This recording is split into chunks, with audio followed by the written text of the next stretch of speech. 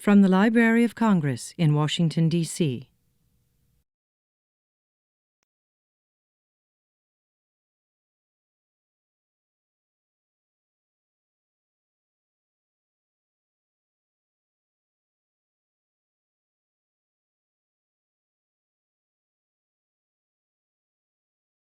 I'm very happy to introduce Dr. Rachel Obbard today as our speaker. Rachel is an assistant research professor at the Thayer School of Engineering at Dartmouth College. She holds degrees in materials science and engineering from the Colorado School of Mines, the University of New Hampshire, and Dartmouth College. Rachel is most interested in porous materials, and her fascinating work on sea ice takes her to both the Arctic and Antarctica.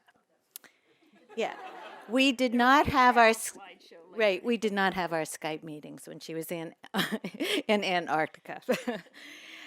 She has been interested in the study of materials and cultural heritage for many years, and she first reached out in 2013 to the Metropolitan Museum of Art with an interest in doing a project of this sort. And then they reached out to the Library of Congress in 2015.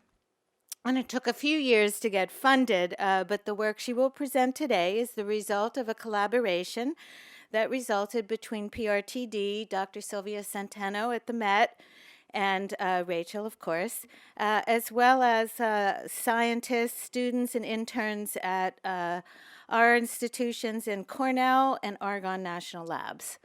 And I'd just like to add that, as you likely know, some of the early work on this subject of tidelines, which is very important to paper conservators, was conducted by our very own Elmer Usman.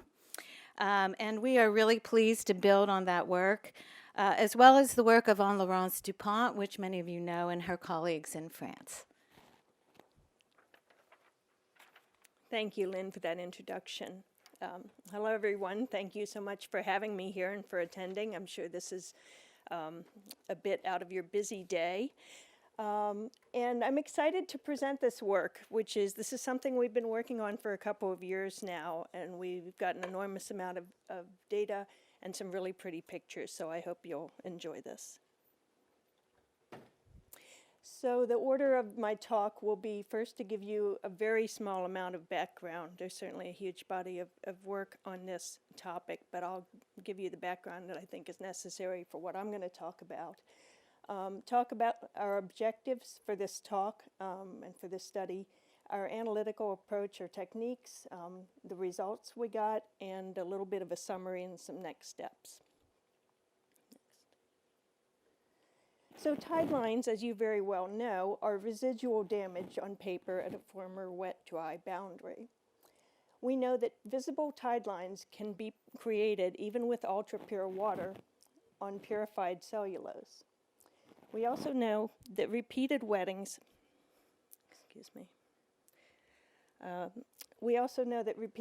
with increasing amounts of fluid will produce successive tidelines.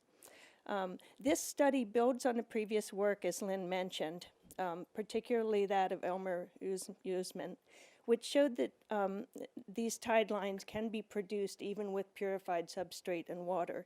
And this is a very important result. The example shown here is perhaps not a good example of that, because here you can also see bleeding of the inks. But this was one of the deaccessioned objects from the Metropolitan Museum of Art that we began by looking at.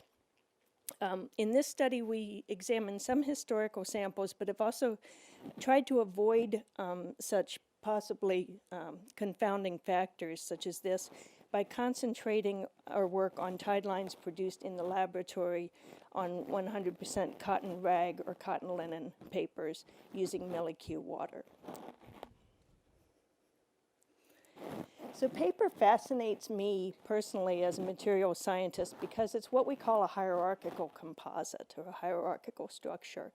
It starts with cellulose, of course, a long-chain polymer, which is organized into elementary fibrils, microfibrils, and then microfibrillar bands. And these form what we call fibers and what we'll see in images in the following slides. This structure is very complex, and it's fundamental to paper's mechanical and transport properties. So as you know, paper is hygroscopic. It absorbs water. And wetting and drying both produce macroscopic changes as well as microscopic ones. We'd like to do some future work on the structural changes at the fiber level. But for now, the important thing to take away from this slide is to remember that wetting promotes transport.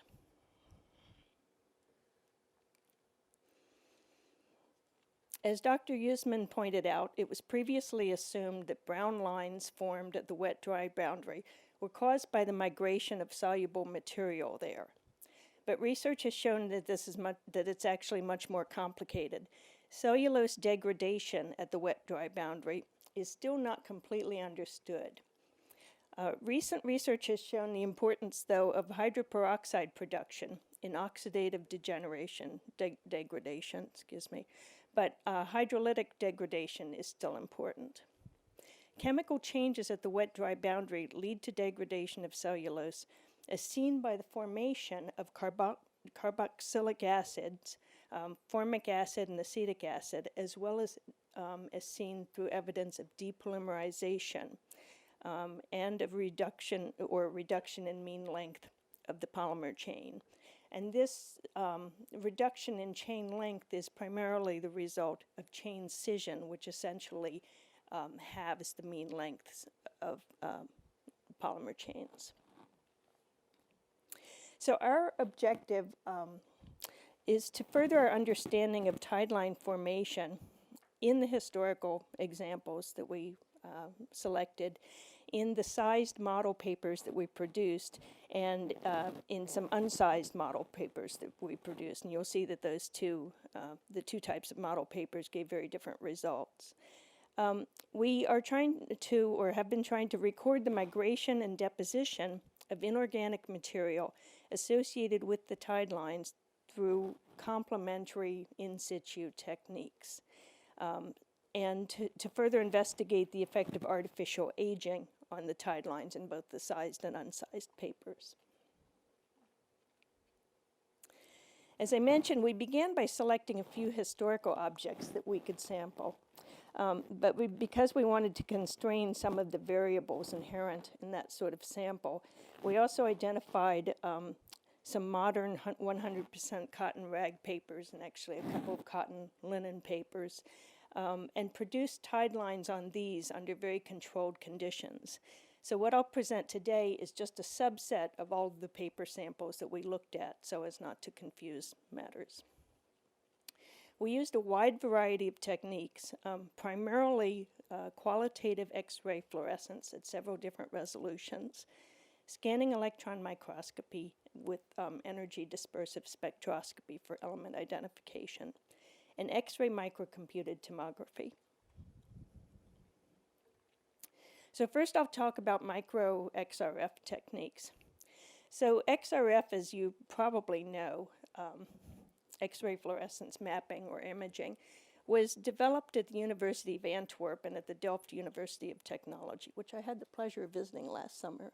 It's an awesome place. My colleagues at the Metropolitan Museum of Art and the Library of Congress both conducted XRF with their respective machines, with the specifications shown here.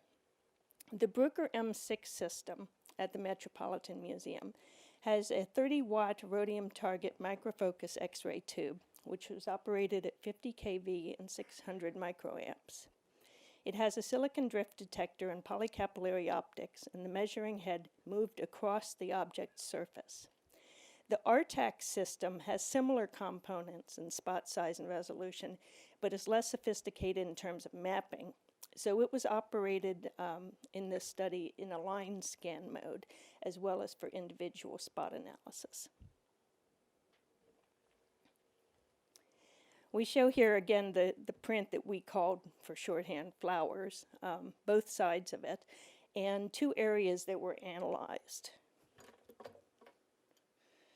which are labeled, despite it being turned on its side, upper right and bottom right.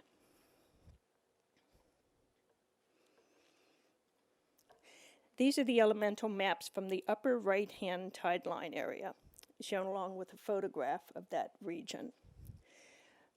Note how the sulfur and potassium are the most concentrated in the edges of the tide line, while the chlorine is more diffuse. Here's the sulfur, and the potassium is quite concentrated right in the edge there. You see here the chlorine is quite diffuse in the tide line region. Now here are the elemental maps from the other area, the bottom right area. And here again, the tide line seems to have swept up and concentrated the chlorine, sulfur, and potassium, although the concentration of the sulfur at the edges is the most pronounced here. These are both a little bit more diffuse. We also looked at several printed books from the well-known William H. Barrow book collection that you have here in the Preservation Research and Testing Division. Shown here is a page from Barrow book number 1077, which the title of which is The Modern Practice of Physics, which was printed in London in 1768. So this is the very latest in medical literature, I want you to know. And this is definitely the go-to for your doctor should he or she ask. Shown here is the page from the book in UV light on the right. And you notice that in the UV light, you can see the tide line here is actually rather thick. When you look at it here, your eye is drawn to the darkest part, the very leading edge. But you can see that the tide line itself is not, it's not a thin or narrow line. And we're going to be looking at the accumulation of elements throughout this zone, this tide line zone, if you will. So this is a typical appearance in normal and UV light. This is actually a gelatin-sized paper with a fairly creamy color, and the sizing felt pretty significant. The next few slides show our analysis of the paper from this book. So here we see both the elemental scanning maps here and the line scans. So we're using both XRFs here at the Library of Congress and at the Metropolitan Museum of Art. And the two types of analysis show the same information, but in a different way. And while we can get great visualizations of the distribution of elements in the map, we get somewhat more detail in the line scans. So the maps on the left beautifully highlight the concentration of sulfur and potassium at the tide line. The iron is concentrated there, but not as dramatically, and the calcium and chlorine really don't show up. The line scan here is very busy, and that's in part because of the normalization of each of the individual curves. But it includes all of these elements as well as aluminum, phosphorus, the other ones, manganese, iron, copper, zinc, and lead. So without trying to tease the individual lines here apart, it's apparent that all of the elements actually show a pattern of increased concentration here at the visible tide line indicated with the blue dots here. So all of the elements are increased in concentration in the region at and just below the tide lines. And there's even, if you look closely, sort of a hint of a double tide line. You see this peak here, and then there appears to be another peak closer to the tide line. We'll see something, in a minute we'll look at an XRF of this same paper with a lab-produced tide line. So remember, this is an old tide line. We don't know how old. In a minute, I'll show you a lab-produced tide line on that paper. So here's how we produced the model systems and the laboratory tide lines. So we selected a variety of modern papers, as I said, which were either 100% cotton or a cotton linen cellulose. And they were either sized or unsized. And we're trying to represent the historical papers and also to experiment on some different conditions, preparation conditions. And we also made fresh tide lines, as I mentioned, on the Barrow book papers from the same books as the pages that we showed you the historical tide lines on. So the tide line formation was done by vertically dipping in MilliQ ultra pure deionized water the papers here. So they're held on a rack and they're set down into this pan of water for 15 hours in a controlled environment, and this work was all done here. In our testing, we noticed that no new gelatin-sized papers formed visible tide lines, although UV did show a faint fluorescence at the waterline in all of these samples. So in other words, the sizing was very effective at stopping any water transport in the sized papers, in the new sized papers.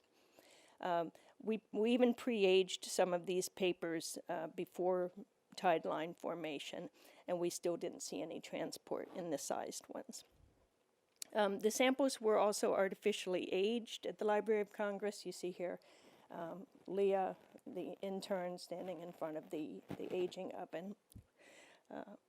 And then the samples were mailed to the Metropolitan Museum of Art and to Dartmouth.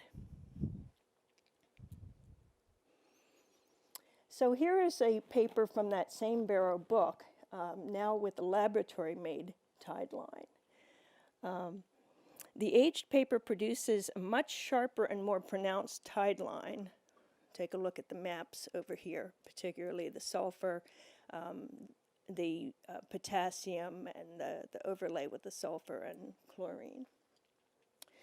Presumably, the sizing in this paper has degraded over time, which allowed that transport. But the aging of the cellulose itself could have had an effect as well. So this shows similar movement in sulfur and potassium to that which we saw in the old tide line, but iron and calcium are now also apparent. The line scan shows some additional detail, and again, these different curves are normalized. The tide line is very complex, and in particular, notice the offset of the elements here so the x-axis is vertical distance across the tide line. And here's the top of the dark tide line, and then the tide line fades, and the bottom of the dark tide line is here, and then this area is below the tide line. So this paper, with where you see the separation of the peaks like this, the paper is essentially acting as a thin layer chromatography substrate. And in this case, the magnesium and the zinc appear at the front of the tide line, and the calcium and sulfur at the back, with the potassium in the middle. So the takeaway here is that the massive concentration of what were trace elements in the paper, including the transition metals, and both sets of results are qualitative. I should remind you, not quantitative, but they do show very good signal-to-noise ratio and also good correspondence to one another.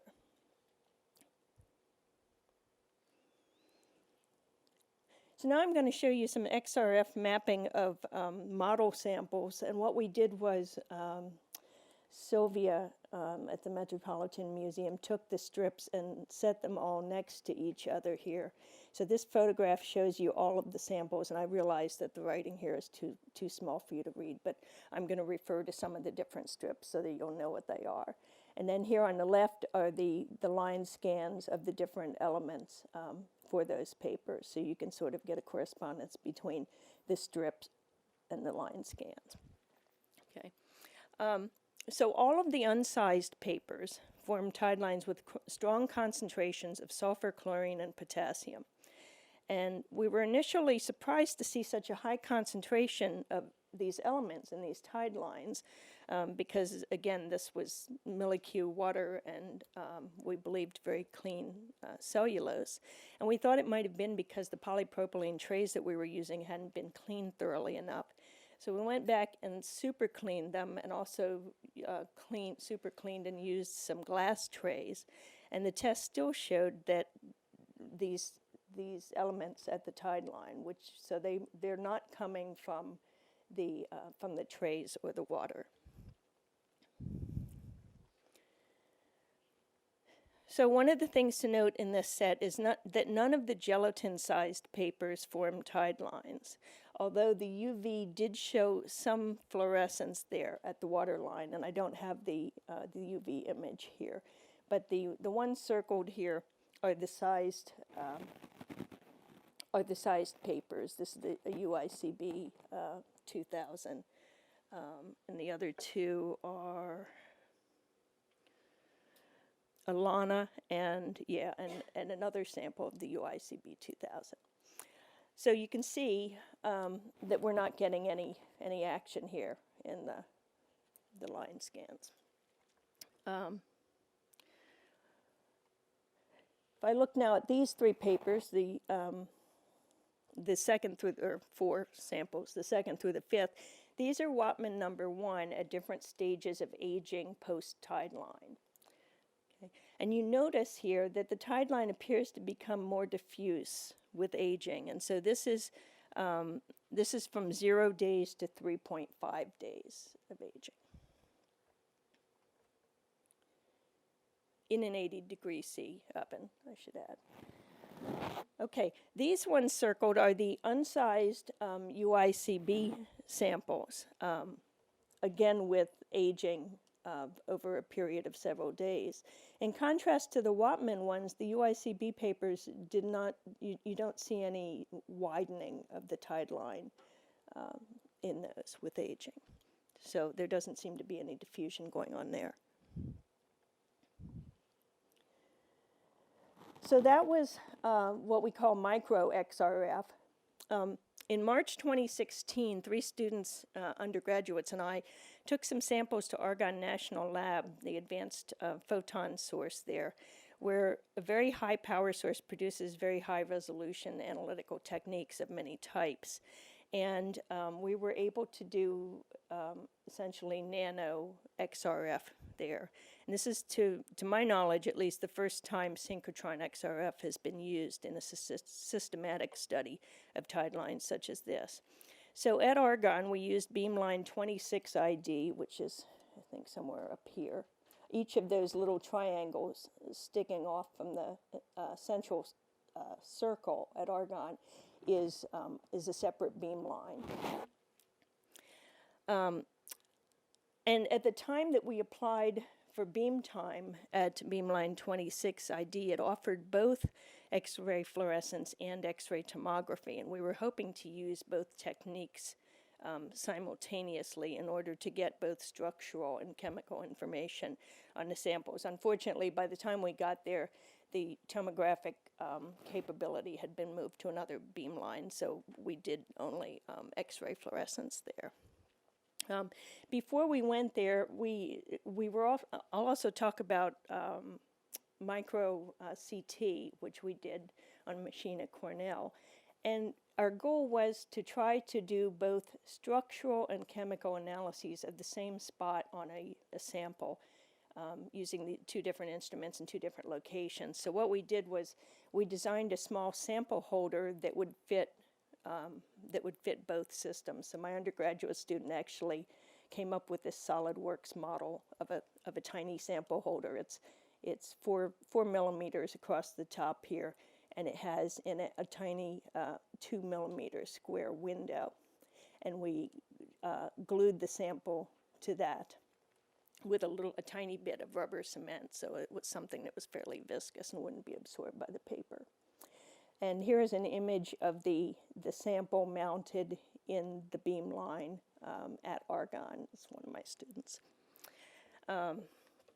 So the idea was to be able to identify the tide line on this sample. You can't see it on this particular one. This may have been an early blank to test the sample holder, but typically you could see the tide line on these. And then the idea was to be able to know what areas of the sample you were sampling when it was in the different beam lines. Okay, so results. So these are the element maps from the synchrotron XRF. This is, again, for Wapman 1. note here that it picks up more elements. It picks up more elements than the micro XRFs do. And also that it shows their distribution on the fiber level, which I think is just so cool. So particularly if you look here and here, you can tell from the distribution of the elements that the fibers are there. And I'm sorry I don't have an optical image to show you to compare to those. Note that these elements are in order of atomic number, and unfortunately sodium cannot be seen because we were using a 9 kV source, and sodium was below the fluorescing below the cutoff. It's interesting to note, looking at these, that some of the elements, such as the sulfur and chlorine, are very much associated with the fibers, whereas others are not. For instance, if you look at the calcium, this is clearly just some kind of a particle, and the fact that it's also associated with aluminum and silicon, phosphorus, suggests to me that it may be some kind of a mineral particle, basically a piece of dirt. And incidentally, the line scanning micro XRF and the mapping micro XRF, the SEM also showed the presence of particles, particularly calcium particles, in these tide lines. Some other observations. We wondered, of course, what form of sulfur and chlorine are co-located here. Just because we have the two elements doesn't tell us what the compound actually is, which is a problem of all of the techniques I'm talking about today, unfortunately. It's probably not calcium sulfate or calcium chloride, but perhaps it is potassium chloride or potassium sulfate. We really don't know, and we don't know how those compounds might affect the paper degradation. It's also really interesting to see that the metals, such as the silicon here and the copper, where is it, down here, and the manganese are themselves associated with the fiber structure. And this suggests that they are associated with the paper itself. And beyond that, we don't know. There's clearly a lot of chemistry going on here that we haven't figured out yet. Okay, now I'm going to talk a little about scanning electron microscopy results. So we have an SEM at Dartmouth, which we used, and we also used the one here at the Library of Congress. So at Dartmouth, what we did was, of course, with a scanning electron microscope, once you put the sample in the SEM, you can't see the surface of it, so you can't tell what the tide line is. So we marked the tide line using a tungsten needle and just made little punctures along the tide line. So on this sample here, here's the tide line, and you notice that you can also see it due to the presence of these bright particles. And on this sample, this is above the tide line, and that's below the tide line. We did not coat the samples. We were using an environmental SEM. We actually started coating them. In the beginning, we coated them. We got, of course, an enormous gold peak, and we said, oh, heck, we don't need this. So we started using it in environmental mode. So this is, we collected energy dispersive spectra from our EDS, associated EDS system, and we found sodium, calcium, and sulfur prevalent in the areas with the particulates. So this is a spectra of somewhere here. We took 3 spectra in each location, so I don't know whether it was here or here or here. I could go back to the data and tell you that, but they were all very similar. So on the tide line, we saw sodium, sulfur, calcium, a smaller chlorine peak, and of course I shouldn't fail to mention the enormous carbon and oxygen peaks that would naturally be associated with paper.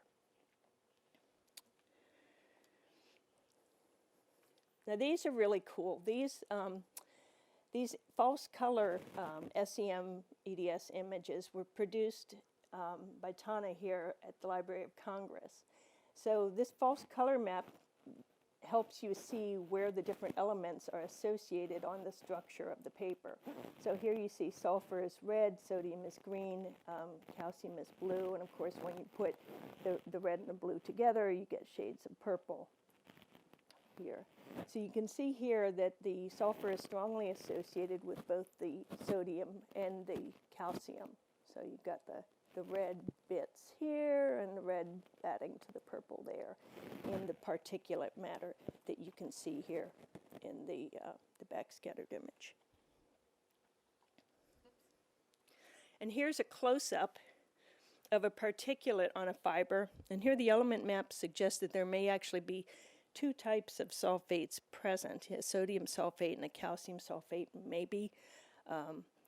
And you notice that this technique is a nice complement to the synchrotron XRF because there we couldn't detect the sodium, whereas here we can. And both, of course, give us fiber resolution images. Okay. Tana also examined the Barrow book samples in the SEM, and here was an example from the same Barrow book that I mentioned earlier. And here we see a strong association of calcium and sulfur, possibly calcium sulfate, but of course we can't know for sure. Oops, sorry. Okay, so as you know, UV light is a great tool for illuminating tide lines. And we thought these samples were very interesting. The top is the Whatman number 1 with the artificial tide line prepared in the lab after 21 days of aging. And you notice here that you've got a lot going on underneath it here. You've got essentially a double tide line, but then, I don't know if you can see it well there, but there's also all these sort of streaks running down from it. So you could say double, maybe multiple tide line. It's a very complex thing. And we can see a similar phenomenon here in the UIC B paper. It looks different, and this is the unsized UIC B Ptolemy paper. But again, you can tell that it's quite complex. There's gradation going on here. Possibly, I don't know if you can see it here. When I look at it on my laptop, you can actually see the presence of a double tide line here, much closer to the primary one than in the Whatman above. So these line scan spectra show just the key elements in the Whatman number 1 tide line before and after 21 days of aging. So here's the day 0. So you got the chlorine, potassium, sulfur, and calcium peaks, all fairly co-located around the tide line. And then afterward, now remember each of these lines is normalized, so essentially what's happened here is that the chlorine and the potassium, this is really just noise. Those have really been lost from this tide line area, and all you see now are the strong sulfur and calcium peaks. So we wonder, what is happening to the chlorine? Where's it going? Here's again now Dartmouth SEM images of the Whatman number 1 tide line after 21 days of aging. Again, you see the tungsten needle mark. So here's the tide line here. That was just a little, we cut little notches in the edge of the paper to help us orient them on the sample holders. So here, 21 days of aging, if you remember back to the earlier spectra of Whatman number 1, where we had decent sized peaks of sulfur and sodium and calcium, now they're much, much smaller with respect to the carbon and oxygen peaks. And here's a comparison on the UICB, the unsized UICB paper, after only 1.5 days of aging, above in the tide line and below the tide line. So again, here's the tide line marked with the holes. And here you can actually see the double tide line in the SEM. And you can see that in the tide line, I'm sorry, the font size is so extremely small, but essentially you can see the sodium and calcium peaks here. and excuse me, the magnesium and the let's see, the peaks in order are carbon, oxygen, magnesium, sulfur, and calcium. And above the tide line and below the tide line, all you can basically see is the calcium peak. So all of those elements in the paper are getting brought to the tide line. Here's some more really nice Falsecolor maps of that paper, the UIC B unsized paper, aged 21 days. And you can see here the zones where the different elements are concentrated. And this element, this analysis also detected sulfur and magnesium and calcium, but didn't detect any chlorine or potassium. And the bottom right image here, which looks like a rainbow, combines the assigned colors and shows how the different elements are deposited as particles or in bands, and they co-locate. For example, in the case of the magnesium and the sulfur, you see the red and the green co-located here in the middle. So it's hard to say here whether carbonates are present, but sulfates certainly are right there. So a big part of my work on other materials is a non-destructive method called MicroCT. And if you don't know what MicroCT is, I tell people it's essentially like a CAT scan, except that people always are amused when I tell them this. You know, CAT scan in the hospital, it looks like a big donut, and it's got a source and a detector in it, and they rotate around the patient. And that's because if you're sick particularly, you don't want to be spun in place. Well, fortunately, our non-human samples don't have any such concerns. So MicroCTs work by having a fixed source and detector and spinning the sample in between them. So the sample is rotated in a fixed number of steps, and in each step an X-ray attenuation image is captured. And these the projected images actually impinge on a scintillator, which converts the X-rays to visible light. And then these images are reconstructed to produce 3D images of the internal structure of the object, again, non-destructively. So it's a fantastic technique, and the post-processing can produce not only beautiful visualizations of the 3D structure, which we'll see in a second, but an awful lot of quantitative data about it on a very detailed level. For this project, so at Dartmouth I have a SkyScan MicroCT that has a theoretical 5-micron resolution. I can push it down to 3 sometimes, but for this project we wanted a much higher resolution, so we used an X-Radia 550 MicroCT at Cornell at their School of Biotechnology, and it has a 0.77 micron resolution. So these, again, we used these sample holders that we designed for this. So when you look at these images here, you can see the presence of the sample holder. So in this image, here you're looking face on at the sample. You can see the frame here holding the sample. And in these other images are orthogonal slices through this sample. So here you're looking essentially sideways at it. You can see the edges of the frame at the top and the bottom. And here you're looking down on it. You can see the edges of the frame there and there. And so the area that we were actually focusing on was in the center here, was right on the tide line. And again, with these samples, we marked the tide line with a tungsten needle so that our colleague at Cornell would know exactly where to focus. And you'll see in some of the images that follow, you can actually see the little needle hole. So the orthogonal reconstructions on that page,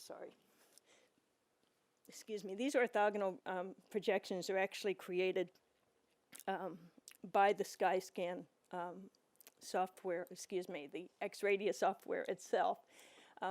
This beautiful projection was actually made using Osiris software, and while it makes great visuals, it's not too useful for quantitative analysis. So what my student and I have been doing is looking at a lot of different packages for quantitative analysis. In retrospect, we could probably travel to Cornell and spend some time there using their software, but we were trying to find something that we could use at home at Dartmouth. And we've tried a bunch of different things, including a Visa, which is an FEI software, an image J flavor called Fiji. So let's see. The Fiji image is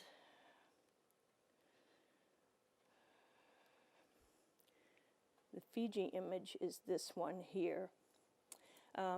And then most recently, we have started using MATLAB to reconstruct 3D volumes from the TIFF images. Actually, the images that the X-Radia produces are in a format called DICOM. So first you have to convert that to TIFF. And then you can use MATLAB to reconstruct the 3D images from that and to segment the data. And the segmentation is a really important part, so I'll talk about that next. So being a structural person, being a material scientist type structural person, I'm really interested in what's going on structurally. I mean, chemically, yes, as well, but I'm really a structural kind of scientist at heart. So I'm really interested in how are those fibers changing at the microscopic level as a result of the damage they're undergoing. We know there's depolymerization, but are the fibers or the microfibrils being changed? And they probably are. We'd like to be able to see that. So in order to see that, we have to actually isolate individual fibers in these reconstructions so that we can look at them individually rather than as a clump, if you will. So this is known as a segmentation problem. And to give you an example of how much of a problem it is, I show you a contrast here between sea ice on the left and paper on the right. So, and I know that it's a weird combination to make. It just happens to be the other material that I do a lot of MicroCT of. So what you see on the left here is sea ice, of course, is a three-phase system. So you've got ice, which is fairly fresh. You've got super salty brine channels, and then you got some air bubbles. And what you can do with the MicroCT reconstruction is to separate these phases out and look at them independently of one another. So here we've made the ice invisible and the air invisible, which is minuscule. Most of the sample is ice or brine. And all that's left here are the brine pockets. So these are vertical brine channels that formed when the sea ice formed. And we've actually sorted them based on their throat size. When you have distinct objects like this, so whenever you analyze MicroCT data, you're working with objects. You have to say, what's the object I'm interested in? In paper, the object would be a fiber. You note here the brine channels as objects are quite distinct from one another, really easy to analyze in isolation, if you will. Not so with paper. So the segmentation problem refers to the fact that we have to figure out how to digitally peel those fibers apart from one another so we can analyze the changes in each separately and yet within its native environment.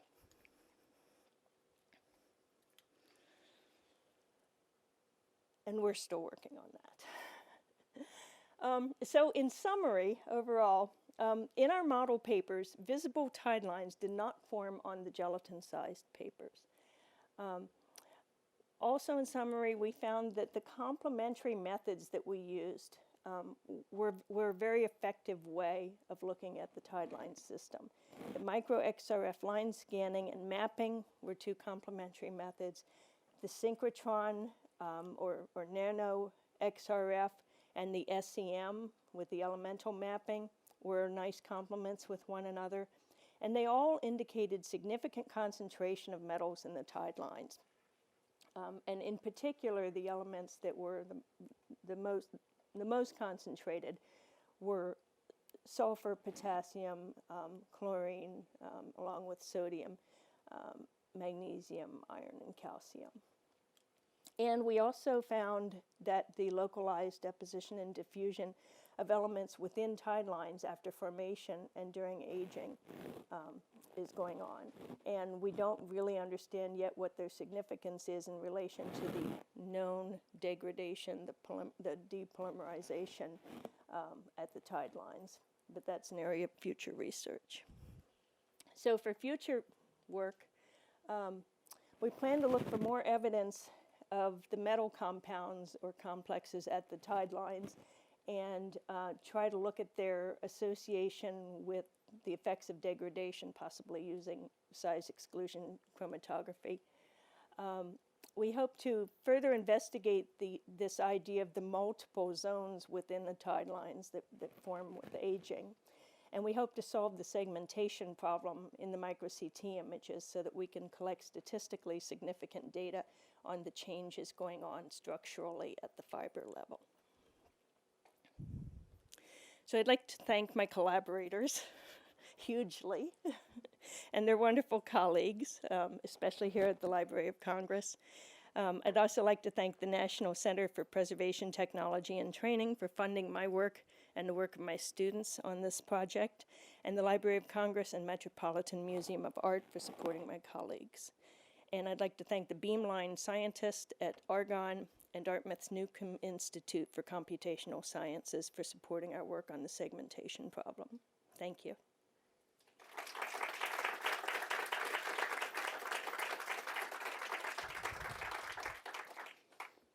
Questions?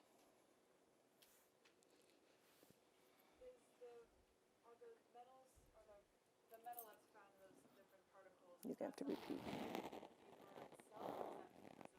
Oh, no, I think I got it. Our feeling is that the metal is coming from the paper itself because the water was millicue water. Yeah. Yeah.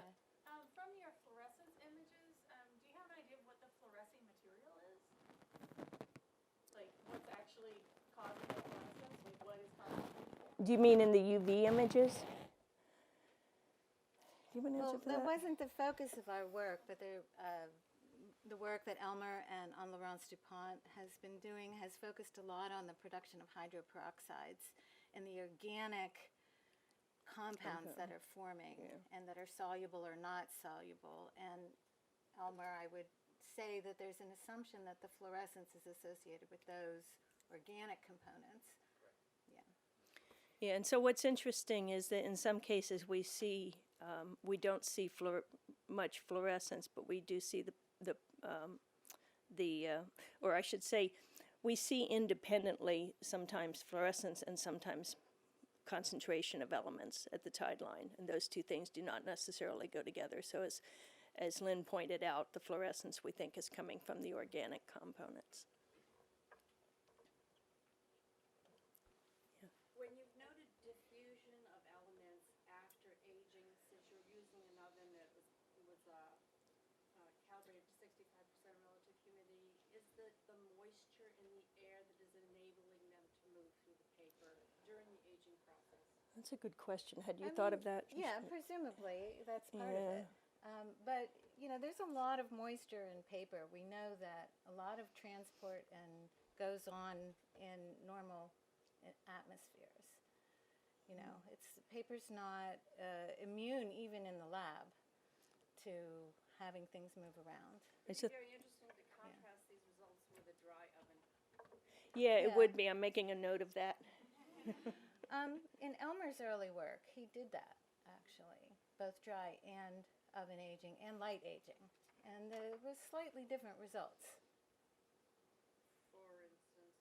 For the way changes were. But he was looking mostly with fluorescence. I don't want to, like, you're sitting right there, Elmer, so if you want to comment, but... No, I would just say that if you look at Arngold ink and they've looked at mapping of chlorine, for instance, or chloride, I should say, that moves really quickly compared to other elements. So it's a well-established phenomenon that certain elements move faster. In fact, it's part of forensics technology, which they look at these types of My experience is the sulfur moves like gangbusters, more than anything else.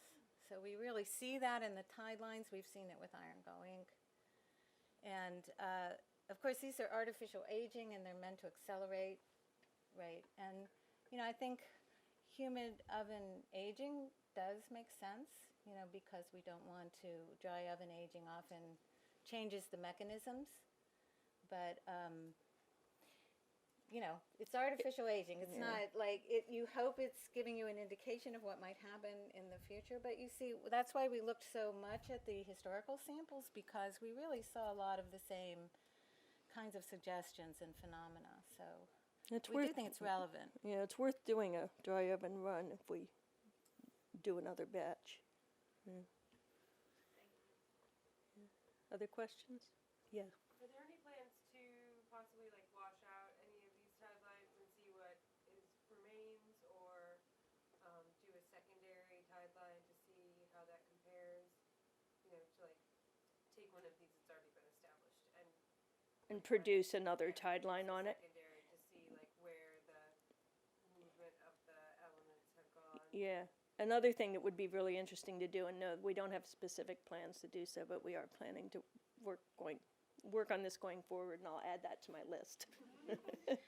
I think, as has been pointed out before, that one of the reasons we want to look at tidelines is to understand better what might occur with local treatment. So Yeah. I think, the early That's an work raised important a big question. flag about that. So yeah, I think if you are doing an overall washing, you're doing something different. But the work that's been done shows that even with washing, there's some lingering damage that can occur. So that's what the concern is, that it doesn't seem reversible, all of it. Even, I was just curious, in the step 2, when you try to eliminate these tidelines, would you consider including a conservator with your team, because the methods that we use might not be known? we did actually have someone at the Met. Oh, what was her name? Put me on the spot. I'm sure bad with you know names. her. But initially we Oh, were... Marina? Yes. Yeah. Marina was working with us. But of course, right now, It's a good idea. Rachel... I was depending on her to convey the expertise of the conservators, but I realize she can't speak for all of you. Yeah. So The grant funding is over. for that grant, Yeah. but we'll be applying for some more. So that's a Yes. great idea. We should, Yeah. Of we course should we have a would love to conservator on do our that. team. Yeah. Any other questions?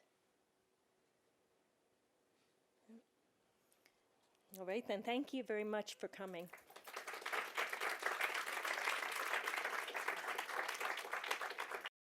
This has been a presentation of the Library of Congress.